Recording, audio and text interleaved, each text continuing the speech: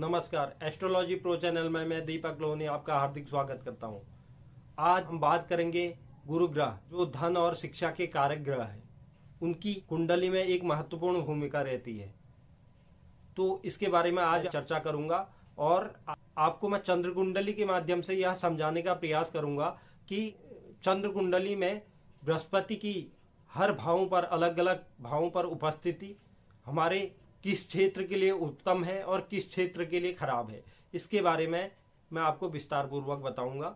और पूर्व की वीडियो में मैं चंद्र कुंडली में सूर्य, मंगल, बुध के बारे में आपको बता चुका हूं। आप उन 3 ग्रहों के बारे में समझ गए होंगे।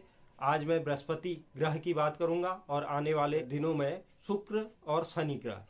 इसी तरह मैं आपको नई नई जानकारियां देता रहूंगा।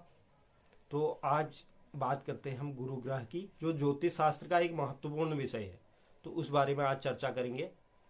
चलिए चलते हैं आगे के कार्यक्रम में। चलिए शुरू करते हैं आज का अपना कार्यक्रम, जिसमें मैं आज आपको बताऊंगा चंद्र कुंडली में बृहस्पति की उपस्थिति के बारे में। बृहस्पति चंद्र कुंडली में 12 भावों में क्या प्रभाव देते हैं, इस बारे में आज आपसे चर्चा करूंगा।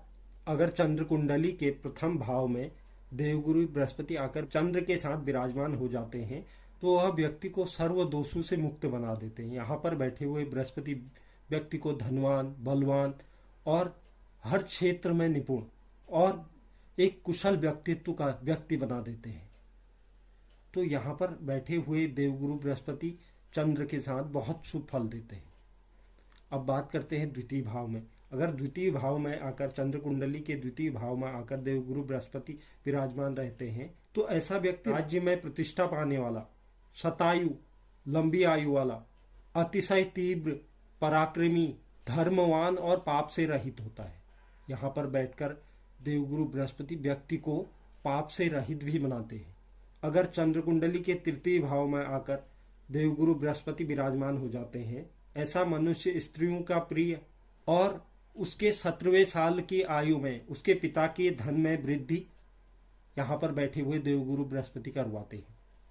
चंद्र कुंडली के चतुर्थ भाव यानी मातृ भाव, सुख भाव में आकर देवगुरु बृहस्पति विराजमान रहते हैं तो ऐसे व्यक्तियों को देवगुरु बृहस्पति यहाँ पर नकारात्मक फल देते हैं। वह सुख से रहित होता है। तो यहाँ पर बैठे हुए देवगुरु बृहस्पति उसे मातृपक्ष से भी बहुत कष्ट दिलाते हैं। और इसके अलावा ऐसा व्यक्ति दूसरे के घर काम करने वाला होता है। अगर चंद्र कुंडली के पंचम भाव में आकर देवगुरु बृहस्पति विराजमान रहते हैं तो ऐसा व्यक्ति सुंदर दृष्टि वाला होता है और उसे यहाँ पर देवगुरु बृहस्पति पराक्रमी भी बनाते हैं। और यहाँ पर बैठे हुए देवगुरु बृहस्पति उसे पुत्र संतति भी प्रदान करते हैं और ऐसा व्यक्ति दीर्घायु और बड़ा धनवान होता है। यहाँ पर बैठकर उसे देवगुरु बृहस्पति धनवान और दीर्घायु बनाते हैं। अगर कुंडली के छठे भाव में आकर देवगुरु बृहस्पति विराजमान रहते हैं, जो रिपु भाव कहलाता है, तो यहाँ पर बैठे हुए देवगुरु बृहस्पति उसे उदास चरित्र का बना देते हैं। वह उदास रहता है और ऐसा व्यक्ति घर से दूर रहकर अपना जीवन यापन करता है। यहाँ पर बैठे हुए देवगुरु बृहस्पति उसे घर से दूर रहकर जीवन यापन करने की स्थिति पैदा करते हैं और वह अपनी जीवनचर्या में अव्यवस्थित तरीके से रहता है। और इसके अलावा यहाँ पर बैठे हुए देवगुरु उसे नीच कर्म से आजीविका का साधन प्राप्त करवाते हैं। अगर चंद्र कुंडली के दाम्पत्य भाव में आकर सप्तम भाव में आकर देवगुरु बृहस्पति विराजमान रहते हैं तो वह मनुष्य को दीर्घजीवी, मितव्ययी और हृष्ट पुष्ट शरीर वाला, पांडु रोग से युक्त और घर का प्रधान ऐसा व्यक्ति होता है।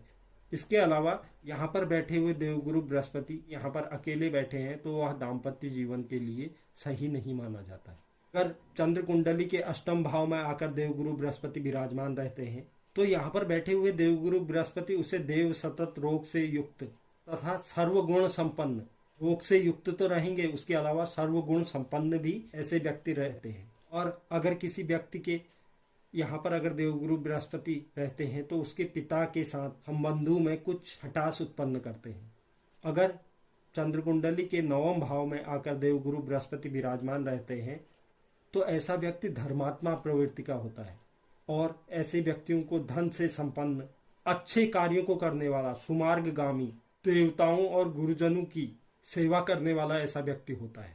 यहाँ पर बैठकर देवगुरु बृहस्पति उसे इस प्रकार की प्रवृत्ति प्रदान करते हैं। अब बात करते हैं चंद्र कुंडली के दशम भाव।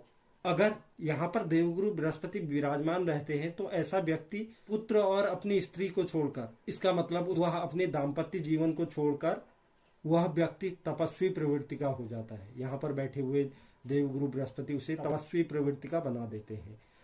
अब बात करते हैं चंद्र कुंडली के एकादश भाव की। अगर एकादश भाव में देवगुरु बृहस्पति आकर विराजमान हो जाते हैं तो उसे देवगुरु बृहस्पति पुत्र संतति प्राप्त करते हैं, क्योंकि यहाँ से उनकी 7वीं दृष्टि पुत्र भाव में पड़ती है।